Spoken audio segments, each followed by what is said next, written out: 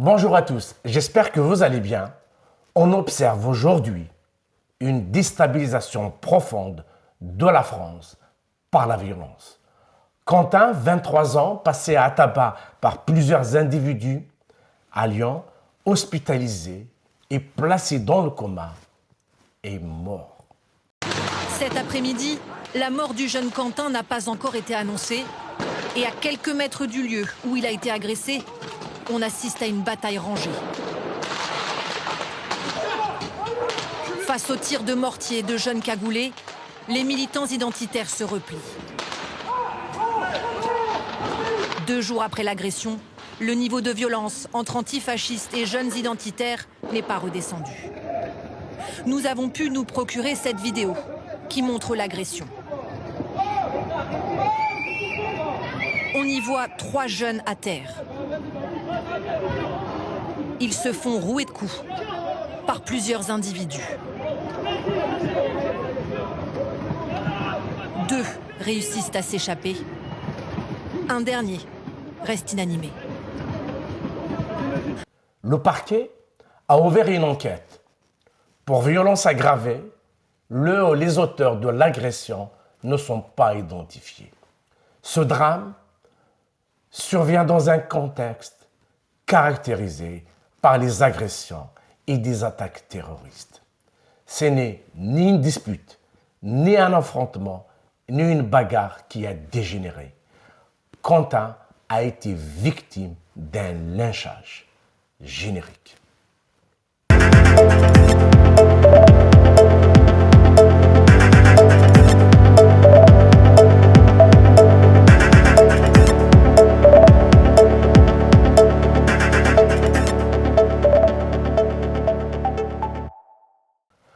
Quentin, l'étudiant de 23 ans, grièvement blessé, jeudi lors d'une agression à Lyon en marge d'une conférence de l'eurodéputé Rémy Hassen de la France Insoumise à l'Institut d'études politiques, est mort, a annoncé le parquet de Lyon à l'AFP ce samedi 14 février. Selon les premiers éléments de l'enquête, Quentin a été pris à partie jeudi vers 19h30 par un groupe d'une trentaine de personnes identifiées par plusieurs témoins comme des militants antifascistes, possiblement affiliés à la mouvance de la Jeune Garde. Les faits se sont produits en marge d'une action du collectif féministe Némésis qui contestait la tenue d'une conférence de l'eurodéputé LFI Rémy Hassen à Sciences Po Lyon. Les hommes comme Quentin, chargés de la protection des militantes de Némésis, n'ont pas pu leur porter secours, car ils ont été poursuivis par un groupe d'une trentaine d'antifas selon Némésis. C'est après que Quentin a été attaqué avec une extrême violence. Il a été balayé au sol, son crâne a tapé, et puis il a été lynché à coups de pied, toujours selon la version du collectif.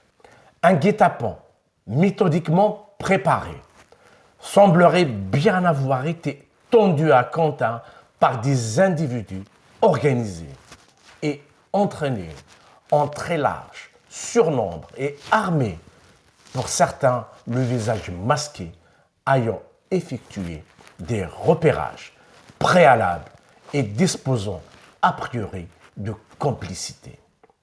Les faits, s'ils sont confirmés par l'enquête, constituent un crime, a écrit l'avocat de la famille de Quentin, Fabien Rajon, dans un communiqué. Pour l'avocat de la famille de Quentin, il ne s'agit pas d'une simple rixe entre bandes rivales qui se seraient croisées par hasard. Il s'agit donc de faits qui ont été d'une part préparés en amont, un véritable guet-apens qui a été tendu, et ensuite d'un lynchage avec des coups mortels qui ont été assénés par coup de pied sur le crâne de la malheureuse victime. La famille de Quentin fait confiance aux enquêteurs et à la justice afin que les responsables de sa mort soient rapidement interpellés et qu'ils aient à en répondre, a ajouté l'avocat. L'enquête se poursuit. Elle est conduite dorénavant du chef du coup mortel aggravé en plus des violences aggravées par 3 circonstances, a indiqué le parquet dans un communiqué cité par l'AFP. Le président de la République a publié un message sur X dans lequel il adresse ses pensées et le soutien de la nation à la famille de Quentin. En République, aucune cause, aucune idéologie ne justifieront jamais que l'on tue, ajoute Emmanuel Macron. La haine qui assassine n'a pas sa place chez nous, écrit-il encore, rappelant que tout le sens de nos institutions est de civiliser les débats et de protéger la libre expression d'arguments. Je vous remercie d'avoir suivi cette vidéo. Partagez-la, mettez un j'aime, commentez, cliquez sur la cloche, abonnez-vous, prenez soin de vous et de vos proches. À très bientôt.